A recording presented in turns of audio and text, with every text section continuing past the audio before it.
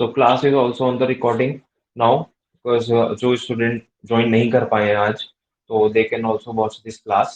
So this is an interactive session just to know what should be the hurdles and what should be the problems coming out during the course of preparation, and what should be your daily routine and what should be the strategy. ठीक है, तो वो सब अभी आप लोगों ने start किया है अपना जुडिशियल सर्विस का प्रिपरेशन करने का एक ये जर्नी स्टार्ट की है, और ये आपकी 13 टू 14 मंथ्स की जर्नी रहेगी। ठीक है, तो उसमें आपका क्या अप्रोच होना चाहिए, what should be your strategy towards the preparation, what should be your approach, तो वो सब हम आज डिस्कस करेंगे। एंड उसके रिगार्डिंग जो भी आपको डाउट्स हैं कि ऐसा, क्योंकि बहुत सारे अप डाउन्स आते हैं प्रिपरेशन के टाइम पे, वो कभी हमारा एक लो फेज आता है, कभी एक अच्छा फेज भी आता है जब हमें कॉन्फिडेंट फील होता है कि हाँ अब हम कुछ पॉजिटिव डायरेक्शन में जा रहे हैं।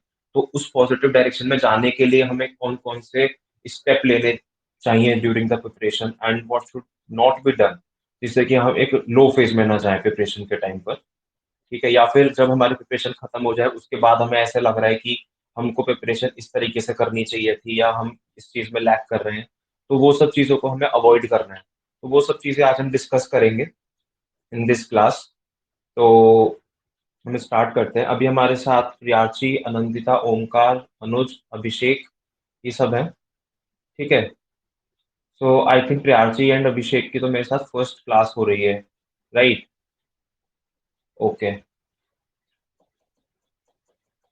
सो सबसे पहले आपको स्कीम ऑफ एग्जामिनेशन तो पता ही होगा। ठीक है, अभी आप लोगों का फाइनल ईयर चल रहा है या आप लोग प्रैक्टिस कर रहे हो?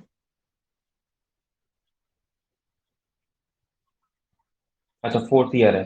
तो फोर्थ ईयर या फिर फाइनल ईयर परफेक्ट टाइम होता है प्रिपरेशन करने का। ठीक है, क्योंकि जैसे जो अभी हमारे यंग जजेस आ रहे हैं तो उसमें हम ये देखते हैं कि जैसे ही उनका कंप्लीट हुआ, इवन मेरे काफी सारे फ्रेंड्स हैं जिनका कंप्लीट हुआ and they just hit the exam and they get through. तो सबसे ज्यादा हमारा एक प्लस पॉइंट होता है जब हम फोर्थ या फिफ्थ ईयर में होते हैं, तो हमारा माइंड भी डेवलप हो जाता है और हमें चीजों का पता भी लग जाता है कि yes, these are the concept. And फिर कोचिंग भी करते हैं हम साथ में साइमल्टेनियसली अगर, तो हमारा वो जो हम कॉलेज में लैग कर देते हैं, क्योंकि फैकल्टीज में ठीक है वो एक कोर्स बाउंडेशन में पढ़ाते हैं आप लोगों को, लेकिन अब कोचिंग क्यों है? कोचिंग इसलिए है कि जो आपको वहां पर नहीं मिल पा रहा है वो आप कोचिंग में पढ़। ठीक है, एंड कोचिंग का एक फायदा ये होता है, I am not promoting any coaching firstly, and let me tell you कि खुद से भी प्रिपरेशन हो सकती है, लेकिन उसके लिए आपको 2-3 साल चाहिए ही चाहिए। ठीक है, you just need 3 years just to prepare yourself. तो just to save time coaching helps a lot. ठीक है, क्योंकि you have to refer a lot of material, you have to extract lot of things from the books, right? अभी जैसे constitution पढ़ाने के लिए मैं एमपी जेन यूज कर रहा हूँ। This is the MP Jain, this is a this thick book. ठीक है, this thick book.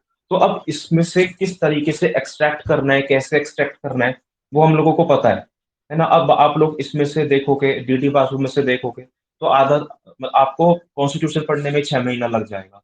But we are doing this thing for you, तो आपको वो चीज करने की जरूरत नहीं है।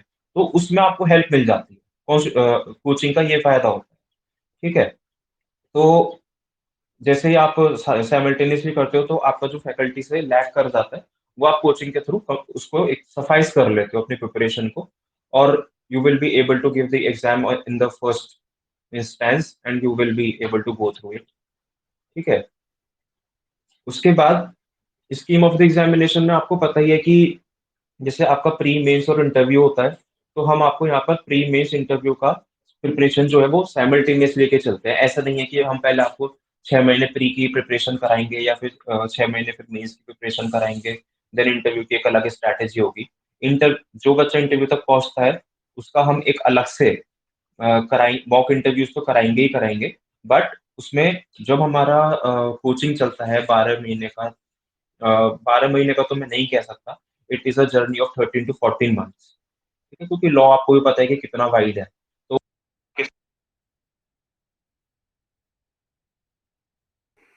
these are the subjects which takes a lot of time।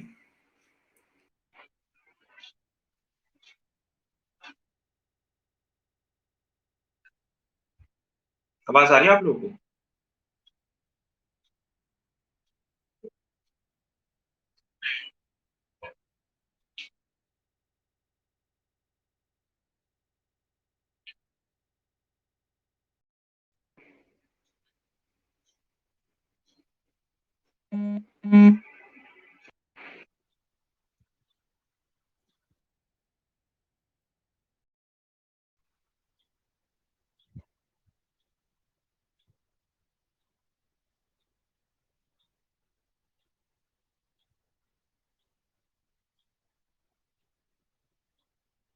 सो जैसे आपको अ, मैंने बताया कि प्री, मेंस और इंटरव्यू 3 स्टेजेस होती हैं। कनेक्ट नहीं हो रहा है क्या?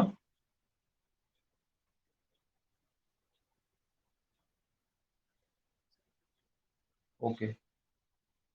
आप लोग अपना वीडियो ऑन रखिए प्लीज़, जिससे कि मेरे को पता लगता रहे कि आप लोगों को रिस्पॉन्स आ रहा है, ठीक है ना? जो लोग भी वीडियो ऑन कर सकते हैं kindly switch on their videos.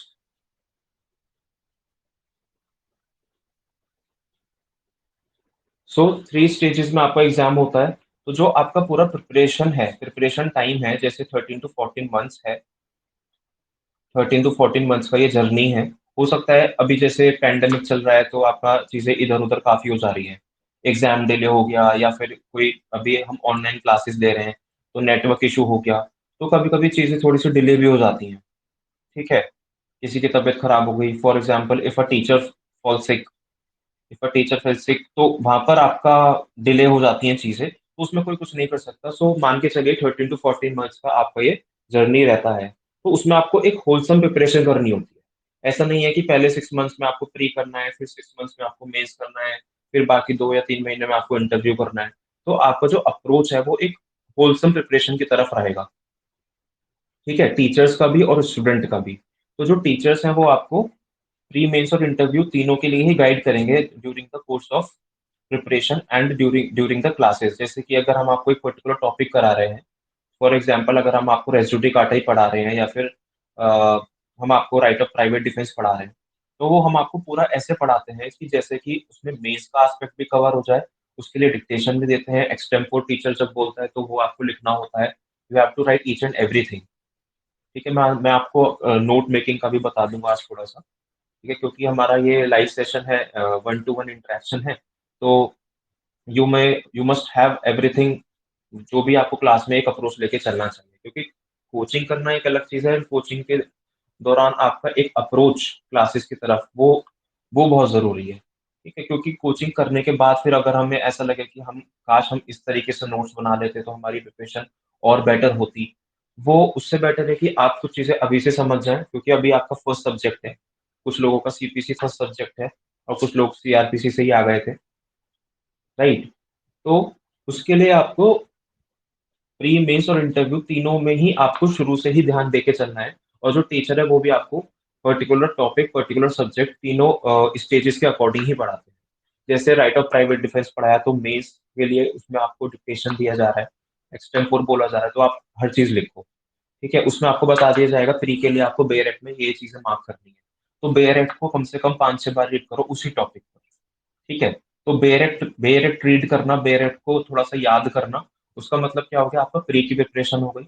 जो नोट मेकिंग किया आपने उससे आपकी मेंस की प्रिपरेशन हो गई, ठीक है? और इंटरव्यू आपका दोनों को मिला के उसपे जो भी आपको knowledge I, right of private defence से उससे क्या-क्या क्वेश्चन पुट अप हो सकते हैं प्रैक्टिकल लाइफ में या डे टू डे लाइफ में, वो आपका इंटरव्यू पार्ट हो गया। एंड जहाँ तक है इंटरव्यू में आपसे बेसिकली सब्जेक्ट वाइज़ क्वेश्चन पूछते हैं, बट अगर नहीं भी आता तो then it's okay, you you can say sorry sir, I will make a note of it और I will read over, then you can say sorry.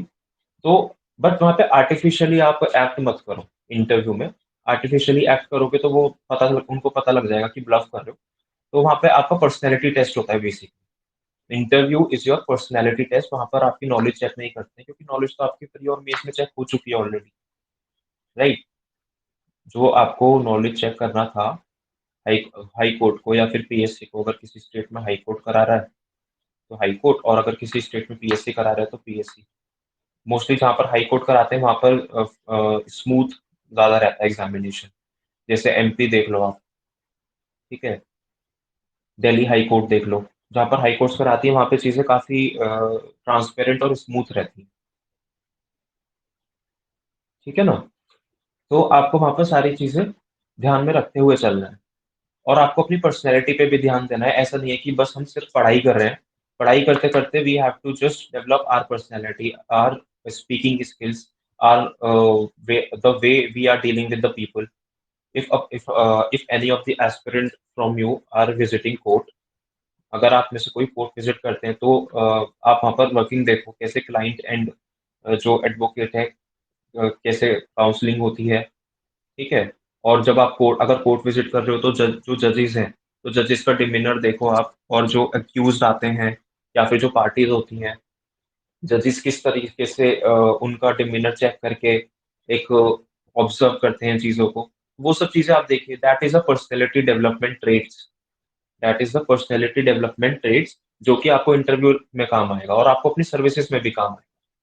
तो आप डेली जजमेंट्स रीड आउट कीजिए, जो आपको हम जजमेंट्स बताते हैं। अभी सीपीसी में भी मैं देखता हूँ आपको गवर्नमेंट रोज़ कुछ ना कुछ रूलिंग्स वगैरह सेंड करती रहती है, ठीक है? और जो भी हम क्लास में केस लॉज़ आपको बता रहे हैं, उनको थॉरोली रीड करो, ठीक है? और जजमेंट को सिर्फ रीड रीड ही नहीं करना, उसमें से आपको अपने आंसर्स में उसमें अपने आपको अपने आंसर्स में चीज़ें रेफ़र करनी है। उससे क्या होगा, आपके आंसर राइटिंग क्वालिटी डेवलप होगी, ठीक है? आप कैसे डेवलप करोगे? आप ठीक है, आप अपने दिमाग से काफ़ी सारी चीज़ें ऐड कर सकते हो, लेकिन ऐसे ही थोड़ी हम कुछ भी लिख देंगे। तो उसके लिए हम जितना हम जजमेंट्स पढ़ेंगे, जो लैंडमार्क जजमेंट्स हैं, जैसे केशवानंदा भारती केस है आपका, ठीक है? Kesavananda Bharati versus state of Kerala, और आपका के.एस. पुट्टास्वामी है, जोसेफ शाइन है, इंडिपेंडेंट थॉट है। इंडिपेंडेंट थॉट आप ज़रूर पढ़िएगा। जब मैं आपको फैमिली लॉ पढ़ाऊँगा, तब आप देखिएगा इंडिपेंडेंट थॉट कितना आपको काम आएगा।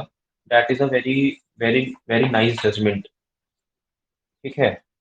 Common cause versus Union of India, जिससे आपका यूथनेशिया और लिविंग विल पे जो बेस्ड है। नवदीप सिंह जौहर, तो ये जो केस लॉज़ हैं, जोसेफ शाइन, जिससे आपका एडल्टरी अभी अनकॉन्स्टिट्यूशनल डिक्लेयर किया गया है। ठीक है? तो ये जो केस लॉज़ हैं, इनसे पढ़ के आपको क्या मिलता है, एक आपको प्रैक्टिकल नॉलेज भी रहेगी और एक इनसाइट मिलता है towards the writing skills and language of the judgement. और आंसर्स भी रहने दो आप, आपका जजमेंट राइटिंग का अलग से एग्ज़ाम भी होता है। पेपर आपका एक पेपर आपका जजमेंट राइटिंग का भी आता है, मेंस में, तो वहाँ पर भी आपको काफ़ी हेल्प मिलेगी जजमेंट्स पढ़ के। तो just try to develop a habit of reading judgements and important judgements and landmark judgements. जहाँ पे आपका कोई इस इम्पोर्टेंट लॉ पॉइंट डील किया जा रहा है, वो इस तरीके का जजमेंट आप ज़रूर पढ़िए। तो बेसिकली स्कीम ऑफ एग्ज़ामिनेशन तो आप लोगों को समझ आ ही रहा है, ठीक है? स्कीम ऑफ द एग्ज़ामिनेशन आपको समझ आ ही गया होगा लगभग, ठीक है? प्री मेंस इंटरव्यू, प्री अगर हम बाइफरकेट कर लेते हैं अभी, तो प्री के लिए आपका अप्रोच क्या होना चाहिए? What should be your approach towards pre? तो प्री के लिए आप सबसे ज़्यादा इम्पोर्टेंट है आपका bare act.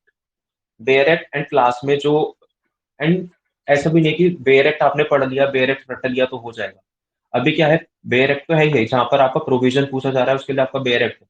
But in between the line, bare act must be red in between the lines, मतलब बेयर एक्ट को आप जब आप जैसे आप रेस जुडिकाटा पढ़ रहे हो, तो उसके जो एक्सप्लेनेशंस पढ़ रहे हो, तो उसकी आपको अंडरस्टैंडिंग होनी चाहिए।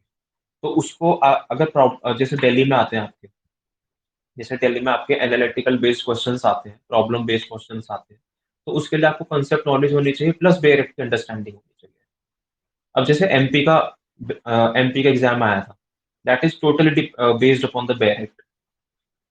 तो वहाँ पे आप ये लगा लीजिए 75% आपका बेयर एक्ट पे बेस्ड था और 25% आपका कांसेप्ट से बेस्ड था। तो बेयर एक्ट प्लस कांसेप्ट, क्योंकि कहीं-कहीं पर ऐसा क्वेश्चन आ जाता है कि भई आपका जैसे कॉन्ट्रैक्ट से रिलेटेड कोई क्वेश्चन है, ठीक है? कॉन्ट्रैक्ट से रिलेटेड कोई क्वेश्चन है तो प्रपोज़ल पूछा, तो वहाँ पे प्रपोज़ल और एक्सेप्टेंस को कनेक्ट करके कुछ पूछा अगर, तो आपको ठीक है पता है कि प्रपोज़ल आपका सेक्शन 2 में है, एक्सेप्टेंस सेक्शन 2 में है, ठीक है? लेकिन एक्सेप्टेंस कब एक्सेप्टेंस होगी, तो ये सब चीज़ें आपको जब आपको कांसेप्ट की अंडरस्टैंडिंग होगी तभी तो पता चलेगा ना। जब प्रपोज़र ने एक्सेप्टेंस दे दी और वो उस तक पहुँची या नहीं पहुँची, जो जिसने ऑफ़र किया है, ठीक है? तो वो सब चीज़ें आपको देखनी पड़ेंगी। तो बेयर इट प्लस कांसेप्ट, वो आपका प्री की स्ट्रैटेजी रहती है। Bare act plus concept, this is your strategy for preliminary examination. And आप नोट्स अपने साथ-साथ रिवाइज़ करते रहिए, तो आपकी मेंस की प्रिपरेशन साथ-साथ होती रहेगी। ऐसा नहीं होता कि आप पहले प्रिपरेशन प्री की कर लेंगे, फिर आप मेंस की प्रिपरेशन करेंगे, ऐसे होगा ही नहीं, ठीक है? You have to take your preparation simultaneously for pre, mains and interview, ठीक है? प्री की प्रिपरेशन आपको साथ में और मेंस की और इंटरव्यू की साथ में ही लेके चलनी होगी, राइट? एंड एमसीक्यू, आपने एक टॉपिक पढ़ा, आपने अबेटमेंट पढ़ा, अबेटमेंट पे आपने बेयरेक्ट पढ़ा, फिर आपने नोट्स पढ़े, ठीक है? या और बेयरेक्ट पढ़ने का तरीका मैं आपको बता देता हूँ, पहले नोट्स पढ़ो, जैसे हमने आपको क्लास में अबेटमेंट कराया, तो उसके बाद आप बेयरेक्ट से पढ़ो, क्योंकि फिर आप जब बेयरेक्ट से पढ़ोगे अगर फर्स्ट फर्स्ट टाइम पर, तो आपको समझ नहीं आएगा। लेकिन नोट्स में जो हमने क्लास में कराया, फिर आप बेयरेक्ट पढ़ोगे तो आपको समझ आ जाएगा कि हाँ, ये सेक्शन 107, 108 में, 109 में इस तरह से चीज़ें दी गई, ठीक है? अबेटर की डेफिनेशन जैसे 108 में दी 8 में दी गई है, तो वो अबेटर कैसे, अबेटर की लायबिलिटी किस तरीके से फिक्स की गई है, तो ये सब चीज़ें आपको देखनी पड़ेंगी, ठीक है? तो जब आपको वो समझ में आ जाएगा तो आपको खुद से बेयरेक्ट की अंडरस्टैंडिंग आ जाएगी। And once you get the understanding of the bare act, आपका आपका प्री तो रुकेगा ही नहीं, ठीक है? This is all about the pre and mains. Interview का आपका साथ-साथ चलता है। जैसे-जैसे ये चीज़ें डेवलप होती जाएँगी, इंटरव्यू का आपका फाउंडेशन अपने आप बनता चला जाएगा, ठीक है? इंटरव्यू का फाउंडेशन अपने आप आपका बनता चला जाएगा। ऑलराइट?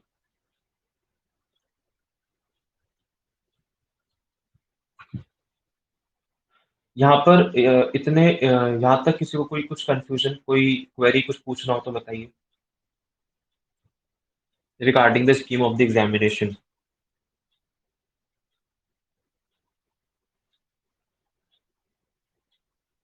हुँ?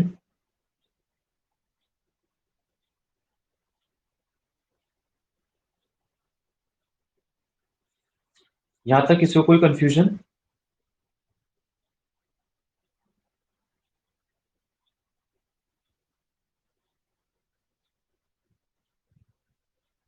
बेटा just give me 1 second, just give me 1 second.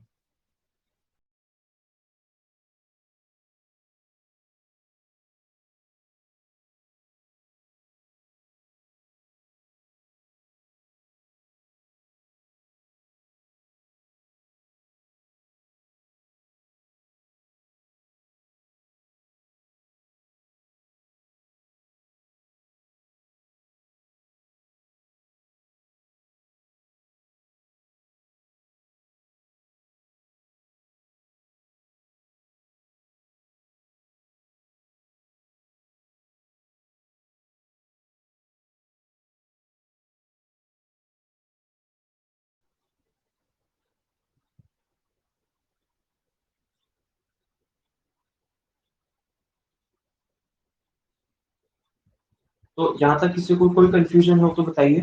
कोई भी क्वेश्चन हो regarding the scheme of the examination और प्रिपरेशन, कुछ भी अगर आपको पूछना है तो बताइए?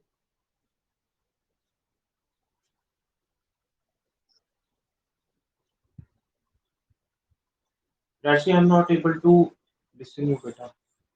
आप कुछ बोल रहे हो?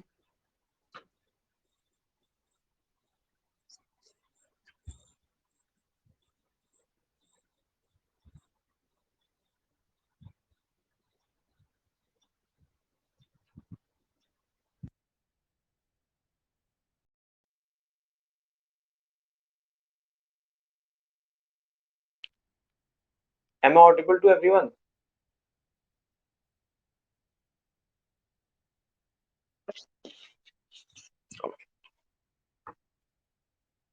All right. So this was your scheme of the examination. Now we just come to the daily routine. What should be your daily routine when you are preparing?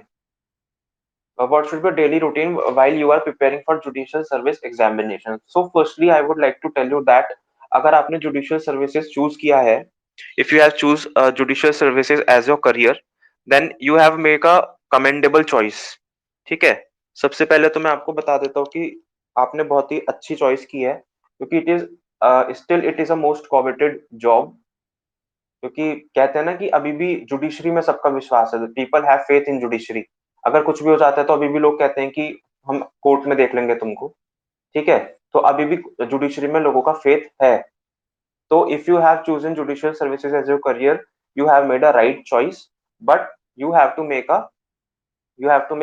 some efforts, and some efforts नहीं, you have to have do the hard work to get through the exam। ठीक है, ऐसा नहीं है कि बेरेक्ट पढ़ लिया, notes पढ़ लिया हो जाएगा। You have to read bare act daily. Daily you have to read the bare act, daily you have to read the newspapers, daily you have to read the current affairs.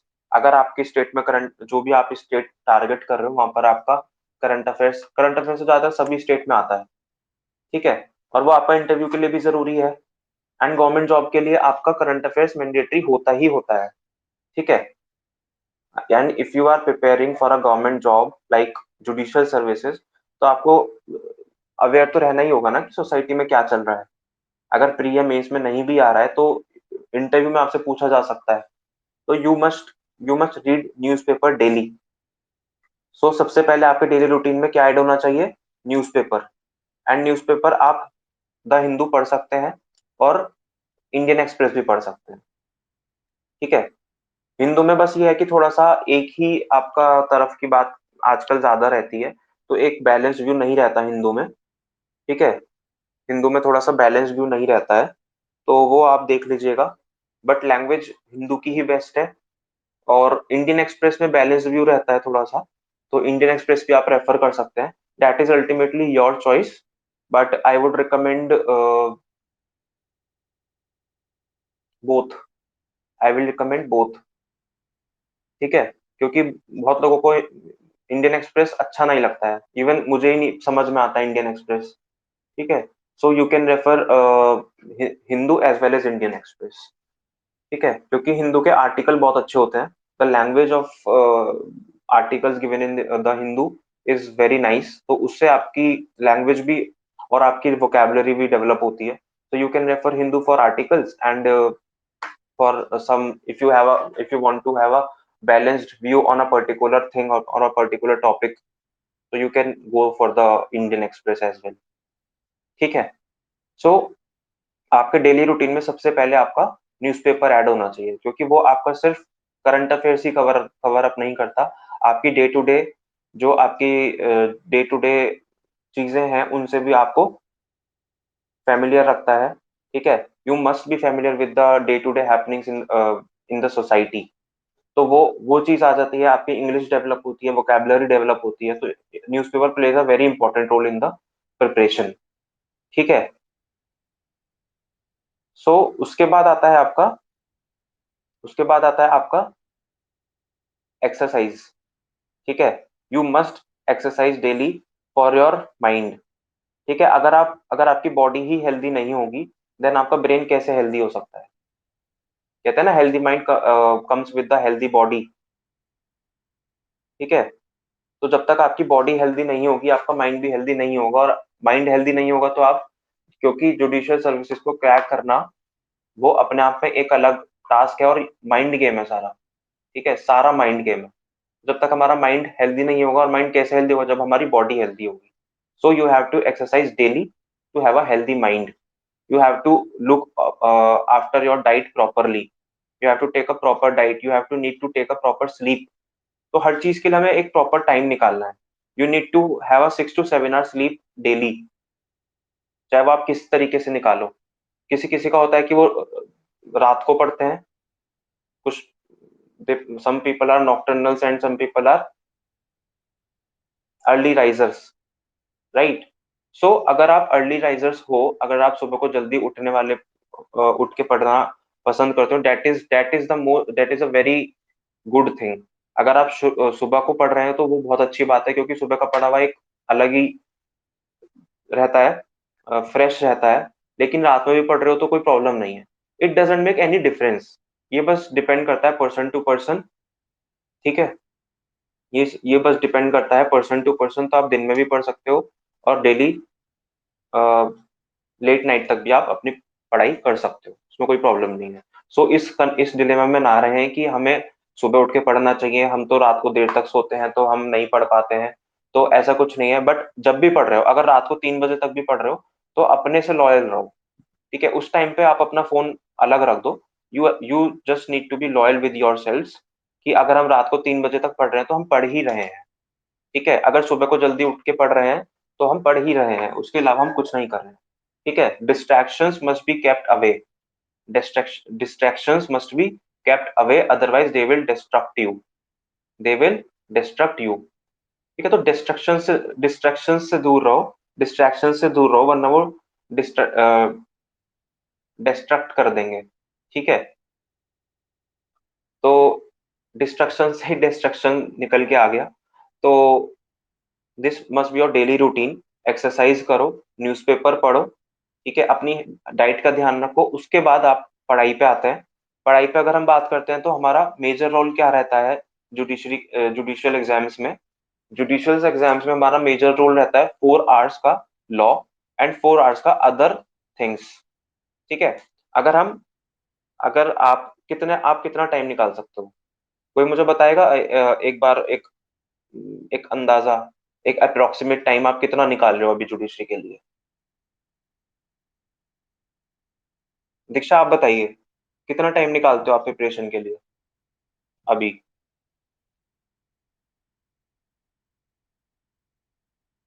4 to 5 hours. अभी आपका graduation complete हो गया अभी? Practising advocate हो आप? अच्छा, you are in 4th year. अगर आप 4th ईयर में 4 to 5 आवर्स निकाल रहे हो, डेट इज वेरी गुड। ठीक है, जैसे मैंने अभी बताया था, अगर आप प्रिपरेशन को अभी से बहुत सीरियस लेके जाओगे तो you will get through in your first attempt. And let me tell you, first attempt is the best attempt. First attempt is the best attempt. अगर आप 4 to 5 आवर्स निकाल रहे हो तो उसमें से आप 3.5 घंटे, 3.5 घंटे या 3 घंटे लॉ पढ़ो। ठीक है, अभी तो आप एक ही सब्जेक्ट कर रहे हो, सीपीसी कर रहे हो। दूसरा सब्जेक्ट अभी आप कर भी नहीं रहे हो। तो अगर आप सीपीसी कर रहे हो तो 2-2.5 घंटे सीपीसी पढ़ो। 1 घंटा आप जीके को दो। ठीक है, जीके दो, करंट अफेयर्स के लिए दो। करंट अफेयर्स अभी आपको पढ़ने की जरूरत भी नहीं, क्योंकि अभी आप कोई एग्जाम टारगेट नहीं कर रहे हो, तो करंट अफेयर्स पढ़ना ही नहीं है। बट जीके साथ साथ पढ़ते रहो। ठीक है जी, क्योंकि GK is not a thing which can be done in a short span of time. उसके वो आपके अंडरस्टैंडिंग से चलता है। ठीक है, थोड़ा लूसेंट ले लो, लूसेंट सबके पास होनी चाहिए। ठीक है, जुडिशरी में जो जीके है वो इतना ज्यादा डीप नहीं आता, तो लूसेंट ले लेना आप लोग। अभी मैं मटेरियल्स पे आऊंगा तब आपको मैं कुछ बुक्स वगैरह बताऊंगा, कौन कौन सी लेनी है, कौन कौन सी रेफर करनी है, कौन कौन सी नहीं करनी। क्योंकि बुक्स हम ऑलरेडी, जो हम नोट्स बना रहे हैं वो ऑलरेडी बुक्स को एक्सट्रैक्ट करके, बुक में से ही एक्सट्रैक्ट करके बताते हैं आपको। बुक्स से जो हमारी मेहनत है, जो हमारे नोट्स हैं, हम उसमें से आपको चीजें बता रहे हैं। तो आपको बुक्स में ज्यादा टाइम वेस्ट नहीं करना है। ठीक है, अगर बुक्स में टाइम वेस्ट करोगे तो फिर आपका वही 3-4 साल लगेंगे प्रिपरेशन में। फिर कोचिंग का क्या फायदा है? राइट। सो अगर आप 4 to 5 आवर्स निकाल रहे हो तो आप अभी तो आपका तो ग्रेजुएशन है, लेकिन अगर कोई फुल टाइम जुडिशरी के लिए काम कर रहा है तो उसे कम से कम 9 से 10 घंटे तो निकालने ही निकालने। 9 to 10 hours for preparation, it must be there. ठीक है, अब अगर जो प्रिपरेशन, जो अटेम्प्ट देने वाला है वो कम से कम 2 सब्जेक्ट तो साइमल्टेनियसली लेके चलेगा ही चलेगा। ठीक है, साथ में जीके भी पढ़ेगा, करंट अफेयर्स भी पढ़ेगा। ठीक है, न्यूज़पेपर भी पढ़ना है। तो you you have to divide your time. If you have for example 9 hours, you must divide your time like 5 hours and 4 hours, 5 hours for law and 4 hours for other areas। 5 hours में आपको एक आप बड़ा subject चलाओ, जैसे आपने CPC चला लिया, साथ में आप चला लो कॉन्ट्रैक्ट। सीपीसी के साथ कॉन्ट्रैक्ट नहीं चलेगा, क्योंकि कॉन्ट्रैक्ट अपने आप में काफी बड़ा सब्जेक्ट हो जाता है। तो सीपीसी के साथ आप थोड़ा सा, जैसे टॉट चला लिया, टॉट टॉट टॉट आप पढ़ सकते हो सीपीसी के साथ।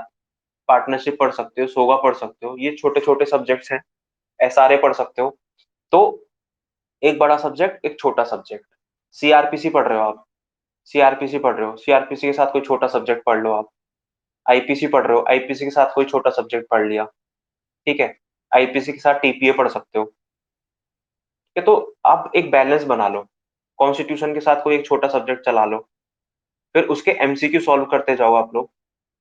ठीक है, तो ये तो हो गया आपका लॉ। और लॉ में आपको, अगर आप 1.5 घंटा आईपीसी को दे रहे हो तो आधा घंटा नोट्स पढ़ो और 1 घंटा बेरेक पढ़ो। आधा घंटा नोट्स पढ़ो, नोट्स क्योंकि आपने खुद से लिखे हैं, समझ के लिखे हैं, तो आपको आधे घंटे में जल्दी जल्दी पढ़ोगे। And try to develop the habit of fast reading. And fast reading include fast understanding also. ऐसा नहीं है कि बस आपने रीड कर लिया फ्लिप थ्रू करके, ऐसा नहीं करना। ठीक है, पेज फ्लिप थ्रू करके आपको रीड आउट नहीं करना है, चीजों को अंडरस्टैंड करते हुए उनको रीड आउट करना है। जैसे आपका 15 पेज है, राइट ऑफ प्राइवेट डिफेंस पे, एग्जाम्पल, अगर आपके नोट्स में 15 पेज का बना है material right of private defence पे, तो आपको वो अंडरस्टैंड करते हुए पढ़ना है। फिर आपको उसको बेरेक्ट से पढ़ना है 4 बार, 2 बार, 3 बार, 4 बार, तो वो आपके दिमाग में फिक्स हो जाएगी चीजें। फिर आपको उसका एमसीक्यू करना है तभी की तभी। तो आपका प्री का काम वही हो गया, आपका मेंस का भी काम हो गया। देन उसके ऊपर एक आंसर लिखो। प्री और मेंस का आपका वहीं पर खत्म हो जाएंगी चीजें। ठीक है, फिर आप अपना आ जाओ जो आपका अदर एरियाज है, जैसे आपका जीके है, इंग्लिश है, करंट अफेयर्स है, हिंदी भी है, हिंदी ट्रांसलेशन आती है, इंग्लिश टू हिंदी और हिंदी टू इंग्लिश, वो भी आपको करनी है। ट्रांसलेशन डेली करो, एक एक पैराग्राफ करो, या पहले आप वोकेबलरी बना लो अपनी कि कौन से वर्ड को क्या कहा जाता है, कोर्ट को क्या कहा जाता है, पार्लियामेंट को क्या कहा जाता है।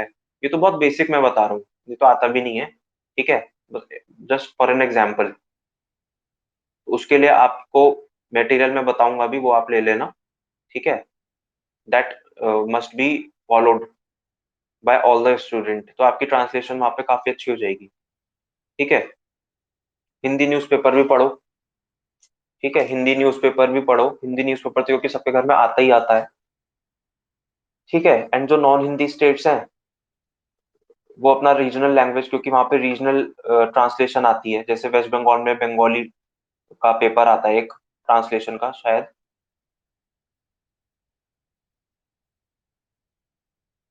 पेपर नहीं आता है, इंटरव्यू में लिखवाते हैं वहां पर, इंटरव्यू में लिखवाते हैं, है ना। तो असामीज, असामीज में आता है, असम में मतलब, असम में आता है आपका असामीज लिखने के लिए। तो जो असम का टारगेट कर रहे हैं वो असामीज देखें। ठीक है, तो ऑल, जैसे भी हरियाणा है, हरियाणा में हिंदी आ रही है, तो Hindi you have to focus on Hindi as well. उसके लिए कौन सी बुक लेनी है, उसके लिए आपको लेना पड़ेगा स्टडी मटेरियल। ठीक है, जीके के लिए आपको कौन कौन सा स्टडी मटेरियल रेफर करना है।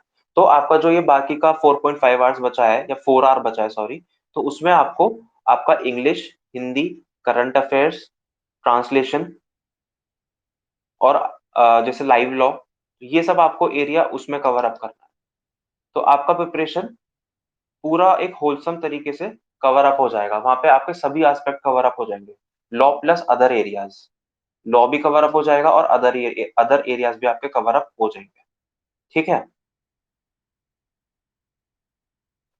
फिर यहाँ पर किसी को कोई कंफ्यूजन, कुछ पूछना हो तो बताइए।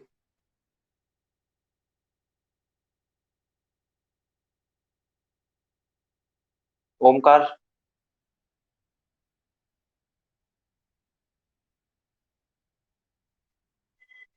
ठीक है, तो आपको अपना टाइम डिवाइड करना है इस तरीके से कि आपके सभी एस्पेक्ट कवर हो जाए। क्योंकि होता क्या है, बहुत बहुत बच्चे लॉ में काफी अच्छे होते हैं, लॉ में उनके मार्क्स आते हैं फुल, लेकिन किस किस वजह से सिलेक्शन रुक जाता है, जो आपके अदर एरियाज होते हैं। ठीक है, अदर एरियाज लाइक जो मैंने भी आपको बताया, GK, English, Hindi, current affairs, translation, तो ये आपका बहुत बड़ा मेजर रोल, ये आपका एक, ये एज दिलाते हैं आपको। जैसे आपके 50 मार्क्स आ रहे हैं, 51 चाहिए सिलेक्शन के लिए, एक नंबर अगर आपको यहाँ पर एक्स्ट्रा है, वो आपका सिलेक्शन हो जाएगा। कभी कभी आप एक दो नंबर से जो सिलेक्शन रहता है ना, बहुत दुख होता है। ठीक है, इट इज वेरी पेनफुल जब आपका 1 या 2 मार्क्स से सिलेक्शन रहता है। ठीक है,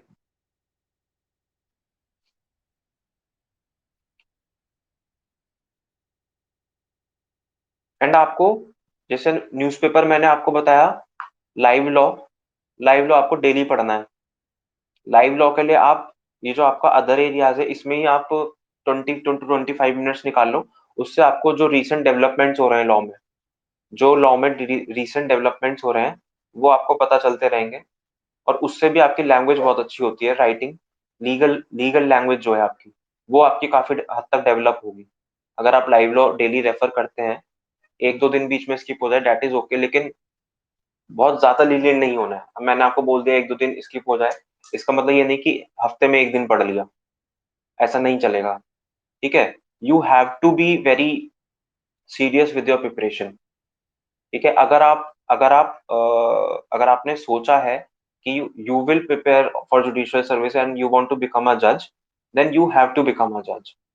ठीक है, जब आपने अपने पेरेंट्स से, अपने फ्रेंड से, सबसे प्रॉमिस किया है, तो just you have to deliver that, no. वो आपकी एक ड्यूटी बनती है, मॉरल ड्यूटी बनती है आपकी। अगर यू हैव प्रॉमिस्ड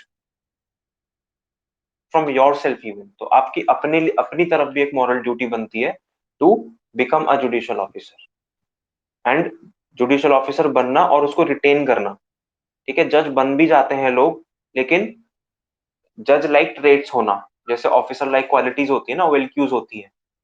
जब आप डिफेंस में जाते हो, वहां पर एक ओएलक्यूज होती है, ऑफिसर लाइक क्वालिटीज। इसी तरह से जज लाइक क्वालिटीज होती है, राइट। तो जज लाइक क्वालिटीज क्या होती है?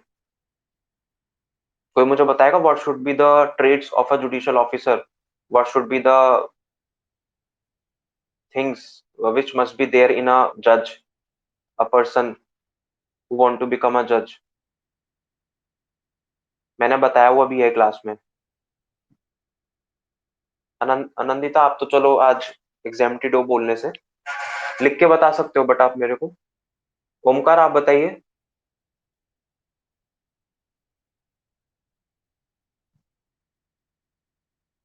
आप तो थे उस क्लास में, बल्कि आपने आंसर भी किया था शायद।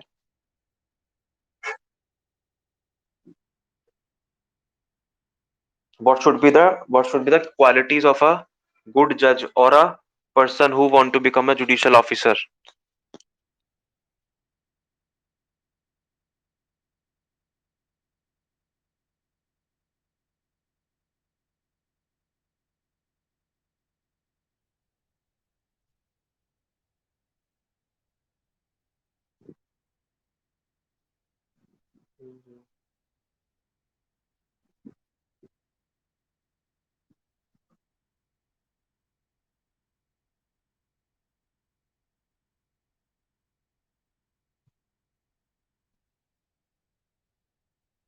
He must be compassionate, right? He must be compassionate with his job, right? Compassionate. There must be a wisdom. ठीक है, एक विजडम होनी चाहिए जुडिशियल ऑफिसर में। विजडम मतलब vast knowledge, knowledge of wisdom. एक होता है नॉलेज और एक होता है विजडम। हमने नॉलेज की जगह विजडम क्यों यूज किया? विजडम इसलिए यूज किया क्योंकि it is a wider thing. There must be a gravity. Gravity क्या होता है?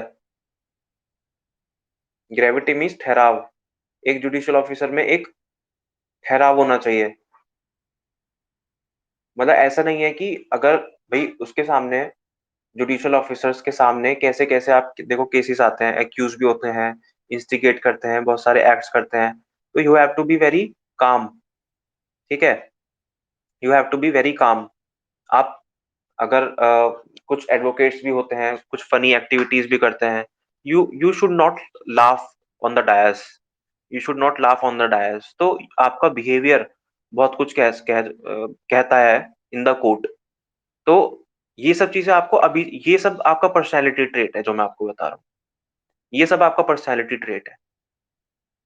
ठीक है, डायस पे बैठ के आपको किस तरीके से एक्ट करना है, आपको बहुत ज्यादा हंसना है, नहीं हंसना, बहुत एडवोकेट से बहुत फ्रेंडली होना है, नहीं होना। तो all these things you have to be take care while sitting on the dais. ठीक है, while sitting on the dais, you just need to take care of all these aspects, right? And जज को कैसे demeanour देख के order देना है, जो एक्यूज होते हैं या पार्टीज होते हैं उनका डिमीनर। डिमीनर होता है आपका फेशियल एक्सप्रेशन या बिहेवियर ऑफ द अक्यूज्ड या फिर ऑफ द पार्टीज। ठीक है, वो किस तरीके से, ये एक आर्ट होती है। This is a art of a judicial officer to analyse the demeanour of the accused और the party concerned presenting before the court. तो all these are the qualities of a good judge or a good judicial officer which must be there. ठीक है। And बेटा अगर judicial officer बनने का सोचा है ना, तो बस अपने आप को उस सर्विस के लिए इतना समर्पित कर दो कि मुझे बस यही है। ठीक है, जब तक आप वो फीलिंग नहीं लेके आओगे ना, थोड़ा फील करो कि yes I am a judicial officer. रोज बोलो एक बार, I will be a judicial officer और I am a judicial officer. बोलोगे तो अच्छा लगेगा। देन उस डायरेक्शन में आप पुश होगे धीरे धीरे। ठीक है, और उसके लिए जो भी रिक्वायर्ड एफर्ट्स हैं वो करो। अगर एक बार सोचा है करने का तो उसको करो फिर। ठीक है।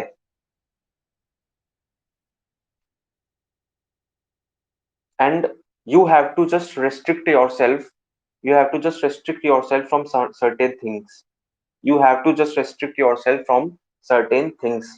अगर आप जुडिशियल की तैयारी कर रहे हो तो ऐसा तो नहीं है कि आप सब कुछ कर सकते हो, ऐसा तो नहीं है। You have to just refrain yourself from going to some kind of gatherings. सब आपको मना करना सीखना पड़ेगा। You just need to learn how to say no. ठीक है, आपको कुछ चीजें सेक्रीफाइस करनी ही पड़ेंगी। एक साल के बाद, एक साल प्रिपरेशन को दे दो, उसके बाद कर लेना। एंड जुडिशियल ऑफिसर बन जाओगे उसके बाद तो जो मन चाहे वो करो। जो मन चाहे वो करना इन द सेंस आउटिंग वगैरह इन अ लिमिटेड मैनर, क्योंकि जुडिशियल ऑफिसर का भी एक लिमिटेड वे होता है टू डू द थिंग्स। एक बार आप जुडिशियल ऑफिसर बन जाओगे, you can not do the things in a very light manner. ठीक है, you have to take things in a very dignified manner, क्योंकि आप एक डिग्निफाइड पोस्ट से कनेक्टेड हो जाते हो। वो भी आपको ध्यान रखना है। ठीक है, once you will become a judicial officer, you will have to take things in a very dignified manner. ठीक है, आप ऐसे ही आउटराइटली जाके कहीं पर भी ऐसे अ, ऐसे डिस्को में जाके या फिर कहीं पर भी जाके कुछ आउटराइटली जाके नहीं कर सकते हो। ठीक है, you have to be very cautious while do certain things. ठीक है, क्योंकि judicial officer is a most coveted job. ठीक है।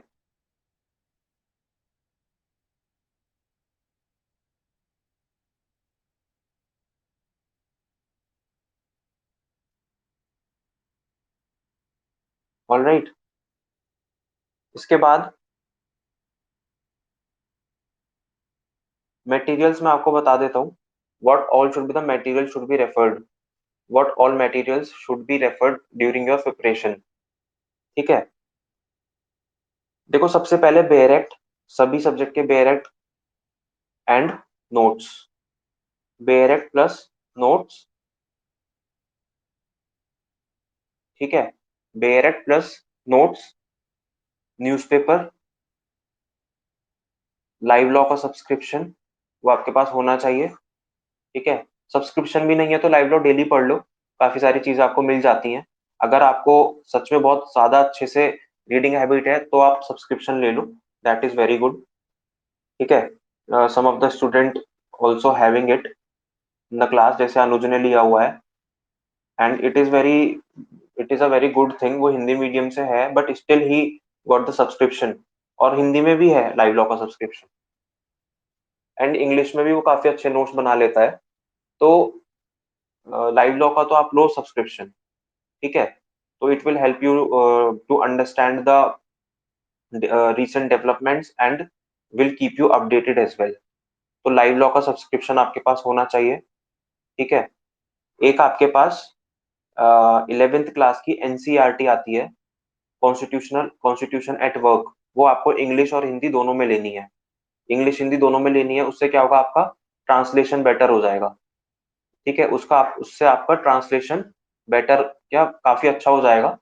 एंड फिर हम आपको यहाँ से अभी from the next month we will start giving you some sample papers for translation. ठीक है, आपको वीक में 2 या 3 ट्रांसलेशन दिए जाएंगे यहाँ से to solve the translation on the daily basis और थ्राइस इन अ वीक। ठीक है, then you have to buy a Lucent. LUCENT, Lucent. It is a GK. It is a book. It is a GK book, book for general knowledge, जो आपको लेनी है, क्योंकि GK तो लगभग हर state में आती है, राइट। जीके लगभग हर स्टेट में आती है, तो you have to buy that book. ठीक है, और जीके उसमें रोज पढ़ो, थोड़ा थोड़ा थोड़ा थोड़ा, आपका सारा कवर अप हो जाएगा, जितना जुडिशियल सर्विसेज के लिए मैंडेटरी है। एंड थोड़ा सा जैसे एमपी है, एमपी में आपका लोकल जीके आता है, यूपी में आपका थोड़ा सा लोकल जीके आता है, तो उसके लिए आपकी अलग बुक्स आती हैं। तो यू कैन रेफर दैट, उपकार पब्लिकेशन की छोटी सी बुक आती है, वो आप रेफर कर सकते हो। And I will be giving you a list. I will B, अभी आप नोट कर लेना, क्योंकि लिस्ट का पता नहीं वो कितने दिन में मैं आपको दे पाऊँ, क्योंकि काफी बिजी स्केड्यूल रहता है क्लासेस की वजह से। तो आप फिलहाल नोट कर लो, बट यहाँ से हम एक लिस्ट फॉरवर्ड कर देंगे आपको कि what all material should be there with you for the preparation. Mandatory material must be there. ठीक है, तो ये हो गया आपका जीके के लिए ल्यूसेंट। एंड ट्रांसलेशन के लिए आपका क्लास 11th की कॉन्स्टिट्यूशनल एट वर्क की, एनसीईआरटी की, इंग्लिश हिंदी दोनों में, दोनों लैंग्वेज में आपको बुक लेनी है। And you have to solve it simultaneously. आपने एक टॉपिक इंग्लिश से पढ़ा, फिर हिंदी से पढ़ो, फिर इंग्लिश से पढ़ो, फिर आपको पता लग जाएगा इंग्लिश वाली टर्म्स जो है वो हिंदी में ये हैं, और हिंदी वाली टर्म्स इंग्लिश में ये कही जाती हैं। ठीक है, then you will be able to understand the, ठीक है, understand the different terms of English as well as Hindi. ठीक है, हिंदी के लिए आप ले लेना, एक बुक आती है डॉक्टर राघव प्रकाश, डॉक्टर राघव प्रकाश की एक बुक आती है हिंदी के लिए। ठीक है, तो you can have that book for Hindi. जैसे हरियाणा का भी एग्जाम आ रहा है, तो उसके लिए वो आप ले लो, ऑरेंज कलर की बुक होगी वो, तो that will B okay for Haryana. और राजस्थान के लिए भी बहुत इंपॉर्टेंट है, राजस्थान में भी काफी अच्छी आती है हिंदी। तो डॉक्टर राघव प्रकाश की एक बुक आती है, that must be there with you. ठीक है, एक बुक है आपकी एमसीक्यूज के लिए, मैं आपको बता देता हूँ। परीक्षा मंथन की एक बुक आती है एमसीक्यू की, समर्थ अग्रवाल है उसके राइटर शायद। तो एमसीक्यू की एक बुक आती है, वो आप ले लेना। ठीक है, परीक्षा मंथन काफी स्टूडेंट्स ने ले भी ली है, और they are kind of satisfied with it, तो एक वो ले लेना। ठीक है, परीक्षा, क्योंकि उसमें सब्जेक्ट वाइज दिया हुआ है, एंड उसमें सब्जेक्ट वाइज में भी टॉपिक वाइज दिया हुआ है। तो जैसे आपने एक टॉपिक करा, जैसे आपने कॉन्स्पिरेसी करा, फिर कॉन्स्पिरेसी के आप उसमें से एमसीक्यू लगा सकते हो। ठीक है, एसआरए में से आपने कोई एक टॉपिक करा, डिक्लेरेटरी डिक्रीज करा जैसे, फिर आप उसमें से उसके एमसीक्यू लगा सकते हो, तो that will be very helpful. ठीक है,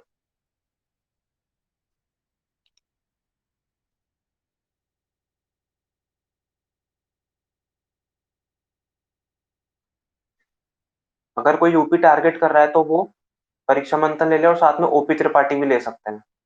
ओपी त्रिपाठी जब यूपी का आएगा तब ले लेना, अभी मत लेना। अभी परीक्षा मंथन काफी है आप लोगों के लिए जो फैकल्टी में है। मैं ज्यादा बुक नहीं खरीदवाऊंगा उन लोगों को जो अभी फैकल्टी में ही है। ठीक है, आप लोग जो भी बुक खरीदो एक बार मुझसे कंफर्म कर लेना, क्योंकि अ, अभी जब तक आपका कॉलेज खत्म नहीं होता है, तब तक फिर पढ़ोगे नहीं तो कोई फायदा नहीं है। तब तक फिर लेटेस्ट एडिशन आ जाएगा नेक्स्ट ईयर तक तो। ठीक है ना, तो तभी खरीदना। तब तक यू कैन हैव परीक्षा मंथन। एंड जो लोग टारगेट कर रहे हैं अभी एग्जाम देने का, they can also have OP Tripathi for Uttar Pradesh, क्योंकि उत्तर प्रदेश की शायद वैकेंसी आ जाए।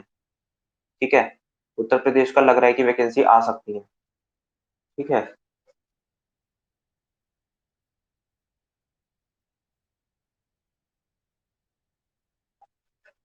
और क्या मटेरियल होना चाहिए आपके पास? बेयर एक्ट्स सभी होने चाहिए, लैंडमार्क जजमेंट्स जो हम बोलते हैं वो आप डाउनलोड कर सकते हो। ठीक है, we will be providing you some list of landmark judgement also. ठीक है, जो यहाँ से आपको मटेरियल मिलेगा, उसमें आपको कुछ लैंडमार्क जजमेंट्स की लिस्ट हम आपको बता देंगे। Then you can have a access from the internet of all those judgement and go through with them, and उससे आप अपने कुछ नोट्स भी बना सकते हो। ठीक है, क्योंकि उसमें से आप अगर आप कुछ एक्सट्रैक्ट करते हो तो that will be helpful in your answer writing, in your answer writing that will be very helpful. ठीक है, तो these are the study material. अगर और कुछ होगा तो I will be refer it in the list जो आपको यहाँ से मिलेगी अभी within 5 to 8 days। I will be sending you that particular list of all the study material which must be there with you. ठीक है, CPC के लिए आप टकवानी ले सकते हो। सीपीसी के लिए आप टकवानी ले सकते हो, और टकवानी पूरी नहीं पढ़नी है, एग्जाम्पल्स के लिए आप यूज कर सकते हो। ठीक है, टकवानी आपके पास सीपीसी के लिए होनी चाहिए, बट एग्जाम्पल्स के लिए अगर किसी एक टॉपिक पे कुछ प्रॉब्लम आ रही है तो आप एक बार उसमें देख सकते हो, लेकिन बुक्स रेफर नहीं करनी चाहिए। बुक्स रेफर एज सच पढ़ने के लिए नहीं करनी चाहिए। अगर कहीं पे कोई डाउट है या कुछ चीज देखनी है, एक्स्ट्रा कुछ ऐड करना है, तो you can do it from Takwani. ठीक है, Takwani is a very good book for CPC. ठीक है, for CPC Takwani is a very good book, right.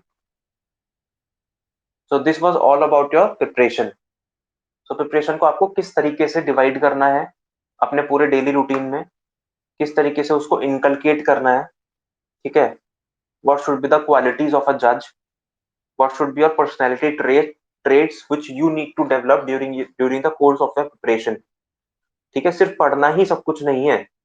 कोई भी कंपटीशन के एग्जाम के लिए सिर्फ पढ़ना ही सब कुछ नहीं होता, क्योंकि एक एग्जाम सिर्फ एग्जाम नहीं होता, आपको पता होगा। ठीक है,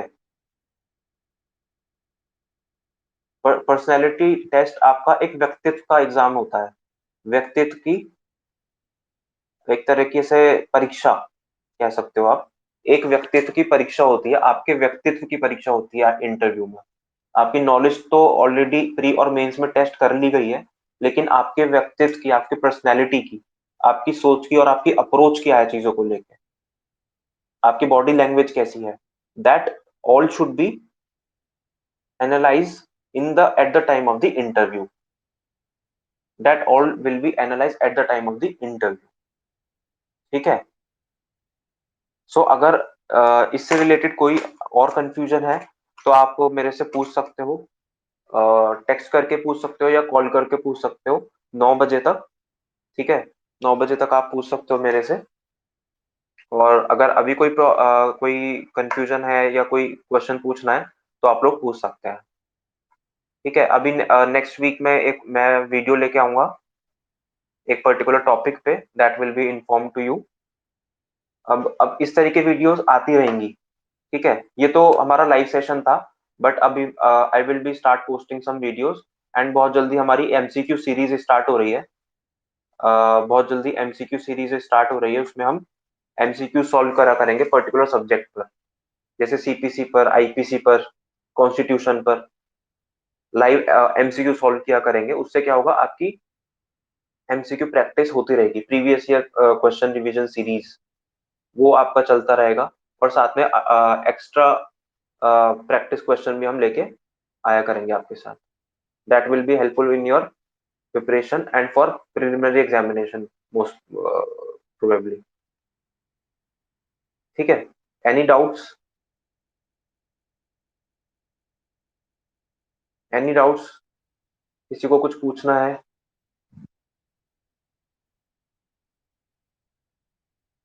Diksha, Anandita, Anuj, so was this session helpful for you? Helpful रहा आपका ये सेशन?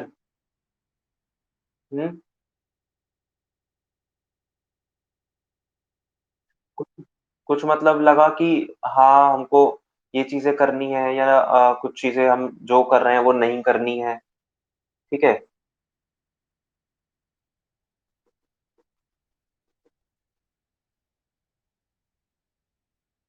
तो आप जो मैंने आपको बताया उसका 70% भी कर लोगे ना, तो आपका एग्जाम निकल जाएगा। 70% भी कर लो, you will get through your examination. And आप लोग तो बहुत अच्छे टाइम पे प्रिपरेशन कर रहे हो। प्रियार्ची और दीक्षा। ठीक है, आप लोग तो काफी अच्छे टाइम पे प्रिपरेशन कर रहे हो, आपका लॉ कंप्लीट भी नहीं हुआ है and you have started preparation, that is very good thing. तो this is a very perfect time. तो इसको बस अपने जो एफर्ट्स हैं उसको कंटिन्यू रखना।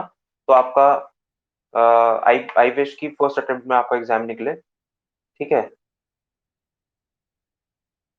Will see you in the another session. और ओमकार, आपको कुछ पूछना है? Otherwise I will have to end up the session.